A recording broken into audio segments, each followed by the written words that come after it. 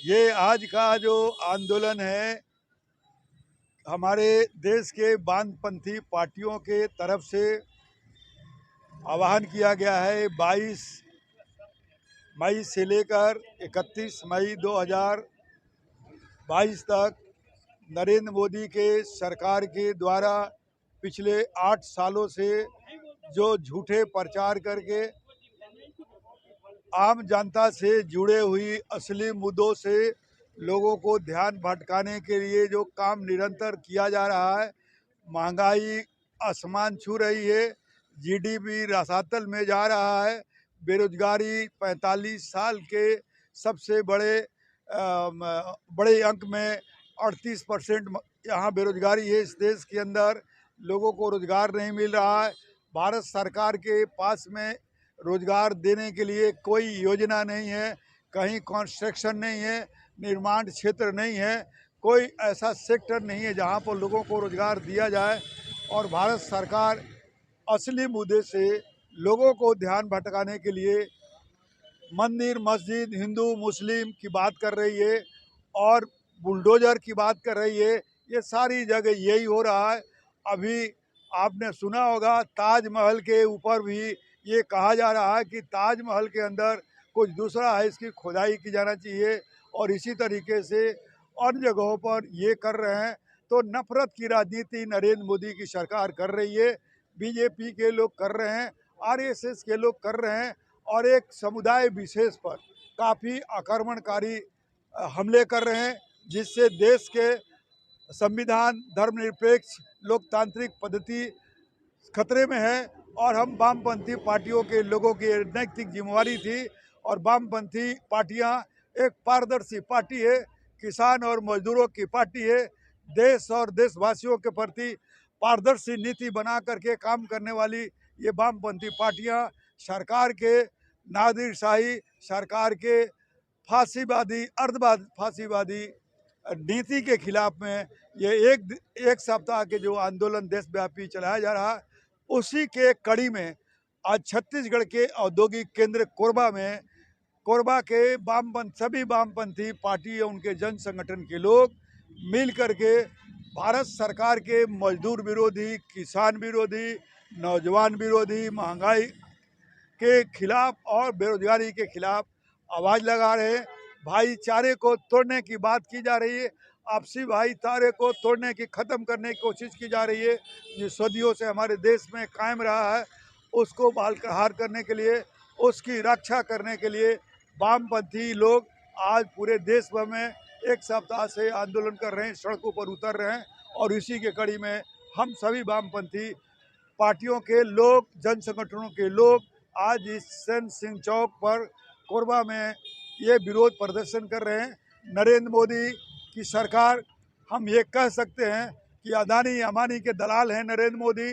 देश के प्रधानमंत्री के रूप में सबसे बड़ा झूठा प्रधानमंत्री, सबसे बड़ा असफल प्रधानमंत्री, सबसे बड़ा कॉरपोरेट पक्षीय प्रधानमंत्री इसके पहले कभी नहीं देखा गया।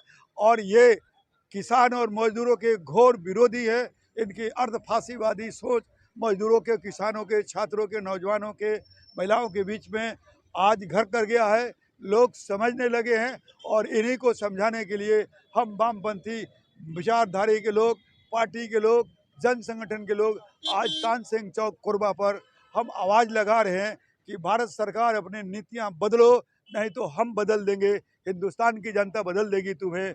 ये कहने के लिए हम लोग यहाँ आए हैं। ये आज का हमारा कार्यक्रम रहा। इतना ही कहते हुए मैं तमाम लोगों को, हमारे जो साथी वामपंथी साथी यहाँ आए हैं, श्रमिक संगठन के लोग आए हुए हैं, हमारी बड़ी जिम्मेवारी है इस देश में फांसीवाद को रोकने के लिए। ऐसे उन्मादी लोगों को जो धर्म के नाम पर, हनुमान के नाम पर, राम जन्मभूमि के नाम पर, राम के जन्मदिन के नाम पर, आप सब लोगों ने देखा है, हम लोग बचपन से देखते आए हैं कि राम जन्म जब होता है, रामनवमी मनाई जाती थी। हम लोग छोटे छोटे अपने गांव में देखते थे पुरखों के घरों में कि राम चैत्र रामनवमी होती है, पुआ पकते थे, मंदिरों में पूजा होती थी, हम लोग खाते थे, लेकिन कहीं दंगा नहीं होता था। लेकिन नरेंद्र मोदी की सरकार में के रहते 7 बीजेपी के शासित राज्यों में, जिससे मध्य प्रदेश भी शामिल है, उत्तर प्रदेश भी शामिल है, ये जगह पर पूरा दंगा हुआ कि हिंदू और मुस्लिम के बीच में दंगा हुआ। बजरंग बली के नाम पर, हनुमान जयंती के नाम पर, क्या हनुमान ने कभी ये कहा है? कभी रामायण में लिखा है? हनुमान चालीसा में कहीं लिखा है हिंदू विरोधी बात करो? कहीं ऐसा लिखा है क्या? किसी रामायण में, तुलसी कृत रामायण में हो या वाल्मीकि रामायण में हो या किसी भी रामायण में ऐसा कुछ लिखा नहीं है। इसीलिए साथियों, ये लोग अंधविश्वासी है, ये लोग न हिंदू है, न हिंदुओं के प्रति समर्पित है, न ये देश के प्रति समर्पित है। ये फांसीवादी लोग हैं। मुट्ठी पर कारपोरेट घराने के लोगों को पूरी संपत्ति और देश सौंपना चाहते हैं, देश को लूटना चाहते हैं। देश में लूट मची हुई है।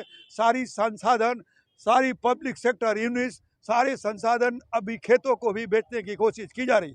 इसीलिए साथियों, हम सब लोगों की नैतिक जिम्मेदारी है, हम अपने घरों से न केवल दिमागी ऐसी करें, सड़कों पर नहीं के।